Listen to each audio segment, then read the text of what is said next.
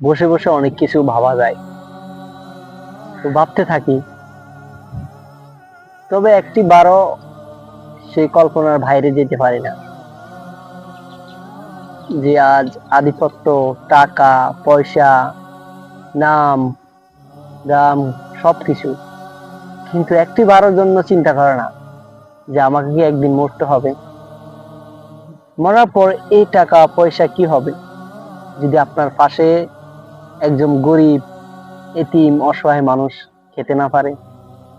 ভেবে দেখুন, এই দুনিয়াটা দুদিনের, একদিন না একদিন চলে যেতেই হবে আপনাকে। যদি একটু ভালো কাজ করে যান, তাহলে দুনিয়া এবং আখিরাতের জন্য আপনার জন্য ভালো কিছু নিশ্চয়ই থাকবে। কিন্তু তা না করে আমরা, আপনারা সবাই দুনিয়ার পিছনে ছুটছি। এই টাকা পয়সা আসলে কি মানুষের সম্মান বয়ে আনে? না। মানুষের সবকিছুই নাম দাম বাজায় রাখে? না। আজকে মরে যাবেন, কালকে আপনার কথা সবাই ভুলে যাবে। সময় মাত্র 2 দিন, তার ভিতরে আপনার সবকিছু শেষ হয়ে যাবে।